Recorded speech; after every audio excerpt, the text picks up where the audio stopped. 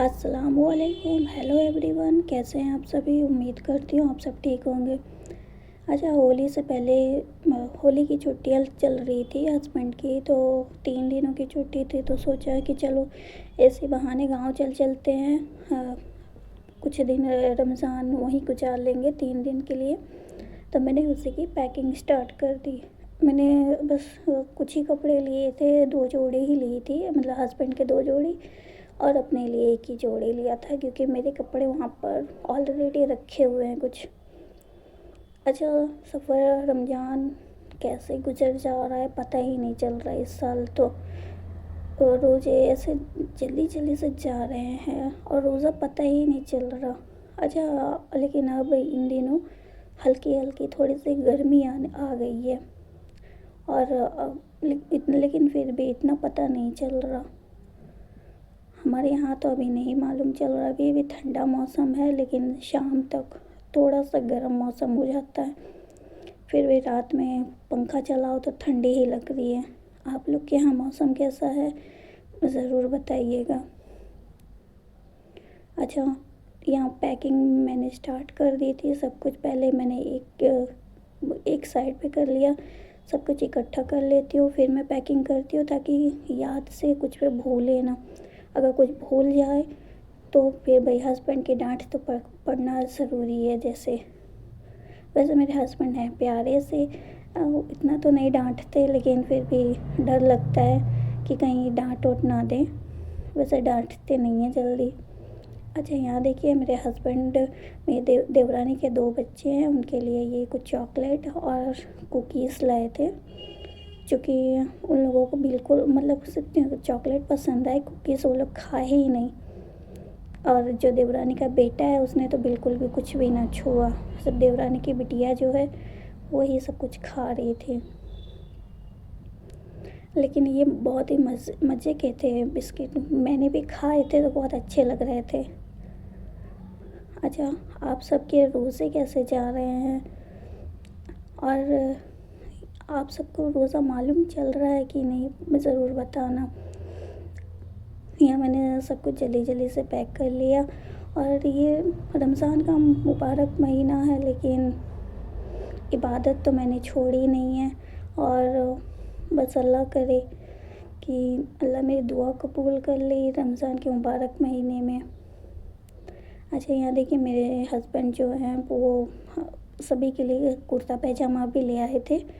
ये मेरे बड़े देवर और उनके जो बेटा है उनके लिए कुर्ता पैजामा ये है उनके लिए, और साथ ही अपने लिए। और एक और देवर है सेकंड नंबर का, तो उसके लिए भी लाए हैं।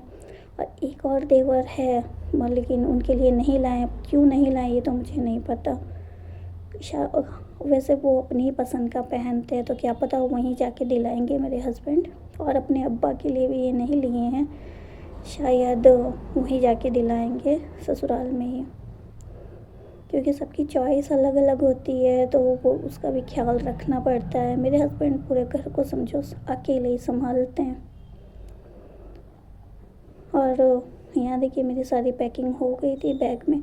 अच्छा, मैं ना साथ में अपने ऐसे शॉपर ज़रूर रखती हूँ, एक दो, क्योंकि वहाँ से रिटर्न होते वक्त एक आध अगर जो हमने कपड़े पहने हैं या फिर कोई और कपड़ा मेरा गंदा रह गया तो मैं इसी में रख लेती हूँ, या फिर कुछ और एक्स्ट्रा सामान हो जाए गांव से आते टाइम।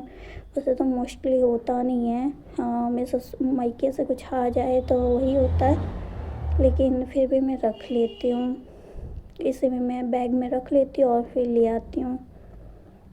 अच्छा, वैसे मेरी ईदी भी आने वाली है, तो मैं इंशाल्लाह ईदी ज़रूर दिखाऊंगी। अच्छा, मैं अपने बैग में मतलब अपने पर्स में मैं एक डायरी रखती हूँ। ये मेरी जो मैं डील करती हूँ, मतलब ऑनलाइन मैं काम करती हूँ, उसकी सारी डिटेल मैं इसी में लिखती हूँ कि कहीं भूल ना जाऊँ, क्योंकि मेरा दिमाग एकदम भुलक्कड़ वाला है। और मैं बड़ा वाला ट्राइपॉड तो नहीं ले जा सकती, क्योंकि अभी तक मेरे ससुराल में किसी को नहीं पता, सिर्फ ससुराल ही नहीं मायके में भी किसी को नहीं पता कि मैं ब्लॉगिंग करती हूँ। जैसे मेरे हस्बैंड को पता है, तो मैंने छोटा वाला ट्राइपॉड ही लिया था और साथ में अपने हस्बैंड का ये हेडफोन और अपना और हस्बैंड का चार्जर, ये सब भी मैंने रख लिया बस। और मेरा ये जो वायरलेस माइक्रोफोन है ये भी मैं अपने पर्स में रख लूँगी। अच्छा, हमारा सफ़र ज़्यादा लंबा तो नहीं है, तकरीबन 6 से 7 घंटे का ही है। लखनऊ से गोरखपुर, मेरा ससुराल गोरखपुर में है, तो 6 से 7 घंटे लगते हैं ट्रेन से जाने में। और अगर हम वैसे जाएँ कार, अपनी पर्सनल कार से, तो और कम लगता है।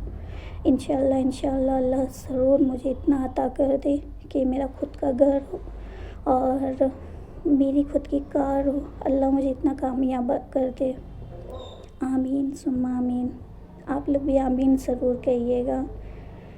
अच्छा, यहाँ देखिए मैंने सब कुछ अच्छे से रख दिया और मैं ये सोच रही थी मैं कुछ भूल ही तो नहीं, क्योंकि डर लग रहा था कि कुछ भूल गई तो मतलब ऐसे कपड़े उपड़े भूल जाओ तो उसमें टेंशन नहीं है, लेकिन कुछ ज़रूरी चीज़ें जैसे चाबी हो गई तो उसमें डर लगता है। अच्छा, यहाँ हम निकल गए थे, मैंने साथ ही में अपने लिए और हस्बैंड के लिए इफ्तारी भी तैयार कर ली थी और अपना सफ़र हम लोगों ने स्टार्ट कर दिया। और यहाँ देखिए हम लोग जल्दी पहुँच गए थे, तो मैं और मेरे हस्बैंड इसी तरह टाइम पास कर रहे थे, एक दूसरे को छेड़ के मस्तियाँ कर रहे थे ट्रेन पे, स्टेशन पर। अच्छा, यहाँ इतनी भीड़ कि पूछिए ना। होली का टाइम था और सबको जाना ही था। हमें तो मुश्किल से टिकट मिली थी।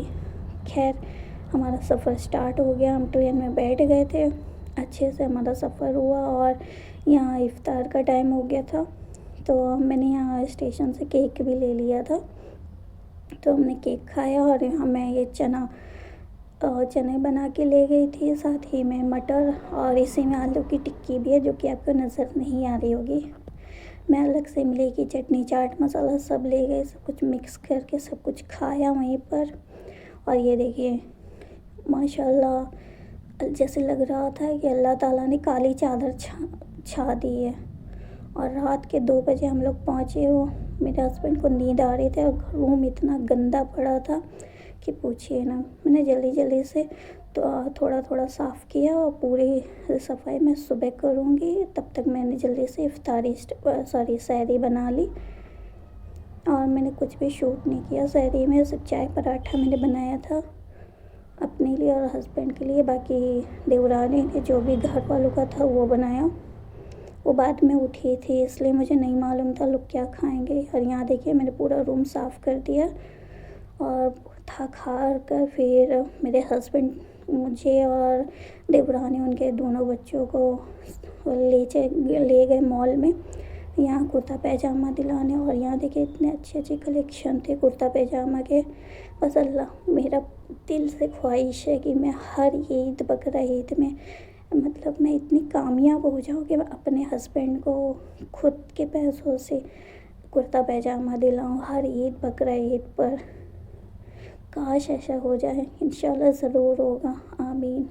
अच्छा, वहाँ से हम लोग को आते हुए लेट हो गया था, तो हमने जल्दी से ये चने बनाए और चने की दाल थी, साथ ही में पपीता और प्याज की पकौड़ियाँ थी। अच्छा, साथ ही में वो सूजी का हलवा भी बना हुआ था। और यहाँ देखिए माशाल्लाह कितने अदब के साथ मेरी देवरानी की बिटिया खा रही थी, मुझे इतनी क्यूट लगी है।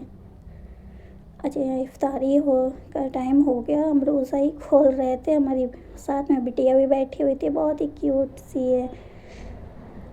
अच्छा, ये फिर मैं खा पी के मैं सो गई थी क्योंकि मैं बहुत थकी हुई थी।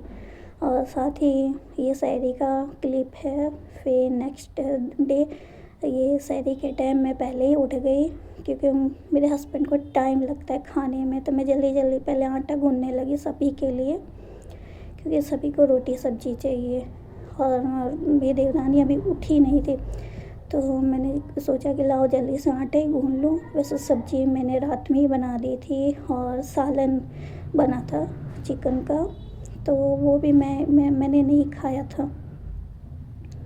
मैंने इसलिए नहीं खाया कि सहरी के टाइम मैं अपने हस्बैंड को खिला दूँगी। अच्छा, हम औरतें ही तो ऐसी होती हैं कि सोचती हैं अपने हस्बैंड के बारे में, वरना और तो कोई नहीं सोचता। अच्छा, मैंने यहाँ सब कुछ जल्दी जल्दी से गर्म कर दिया और रोटी अपनी देवरानी को थमा दिया कि वो रोटी बनाए, और मैं जल्दी जल्दी से सभी के लिए निकाल रही थी। अच्छा, मेरे यहाँ ससुराल में मेरे हस्बैंड ही ऐसे हैं कि उनको आलू की सब्ज़ी नहीं पसंद है, मतलब जो सादी सब्ज़ी बनती है आलू की, वो नहीं पसंद। तो मैंने ये सालन जो बना था चिकन का, वही बचा दिया था अपने हिस्से का, वो नहीं खाई थी मैं। यहाँ देखिए, ये आलू की सब्ज़ी बनती है, मेरे हस्बैंड को बिल्कुल नहीं पसंद। पता नहीं मेरे हस्बैंड ऐसे क्यों, अपने भाइयों से, अपने अब्बा से अलग। अच्छा, मच्छर बहुत थे, मैंने अगरबत्ती जलाई, नमाज़ अदा की और फिर मैं सो गई थी।